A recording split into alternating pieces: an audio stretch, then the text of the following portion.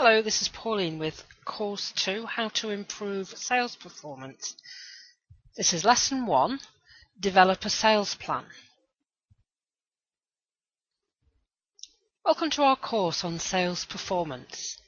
Successful salespeople bear in mind their audience, their potential buyer or purchaser. This course will help you to get into the mindset of a buyer, as it is written by a professional buyer with over 20 years' experience. I've observed the many and varied sales techniques people use and understand which is the most effective and why.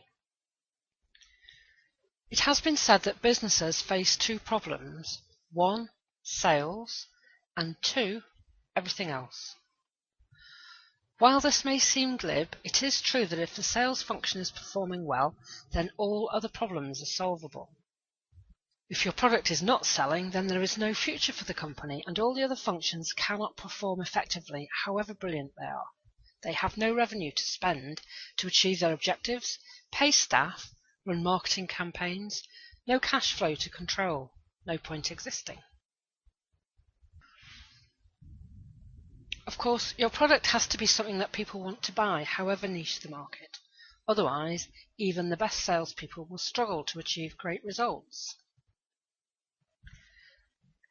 There are many ways to hone the performance of other departments, and we will consider some of them in future lessons. But sales are the driver of any company's development, so let's start there. Wherever you are in sales, there is something for you to learn, a different aspect of the problem, a new way of approaching the issue. If you are a novice or a trainee, you can develop a plan to impress future employers, and you can hit the ground running in your first job. If you are established, it's always good to look at things with new eyes. Even if you have a presentation, compare it to this process, maybe make a few changes. We will look at situations from the point of view of a professional buyer. How do they view the ranging process and their suppliers? How can you find out what they need? Show them that you can definitely deliver that. We will consider all the classic points, objections, testimonials, but maybe from a fresh point of view. Do you dread clients' objections, or do you welcome them? You should welcome them. Find out why.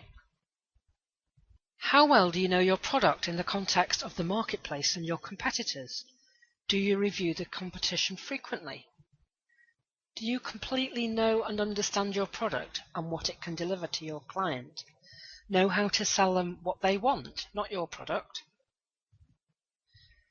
As Theodore Levitt, a famous business school professor, once said, people don't want quarter-inch drills, they want quarter-inch holes. We will think about what your client wants to buy, not just what you have to sell. How you can show them that your product will fulfill their requirements, and so improve your closing rate. We will look at how people's minds work when they're listening to your presentation, when to make your key points, how to make them memorable. And in every lesson we will be building on your sales presentation. If you do these exercises seriously and properly, you will need an hour or more a week to do the set work, as well as your reading time. As we go through the course, the set exercises will enable you to develop and implement a sales plan. If you complete the exercises, you will end the course with a ready-to-go sales presentation.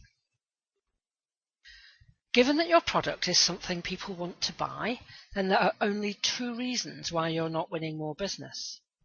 Either you're not very good at selling, or you're not using a presentation that is good enough to convince people they need your product. So as we work through the lessons, we'll build a new presentation step by step.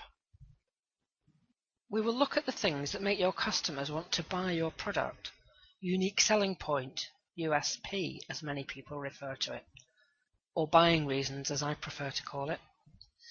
Then we'll consider why they need to buy that product from you. Who else can offer similar? Why is yours better? We'll look at your competition and analyse their product and performance. We will evaluate your strengths and weaknesses, the threats and opportunities available to you. We'll consider what your client wants and ensure your presentation is crystal clear about how your product will deliver that for them. You will be able to say to them in closing, "This is what you want, and I can definitely deliver that." But for this course to work for you, you need to put the work in. Your product, your company, your presentation, your sales results. And at the end of the course, you will have a presentation that will work for you. Exercise. Review your existing presentation. If you don't have a product or presentation because you're still learning your trade, spend some time producing one for a real or imaginary product.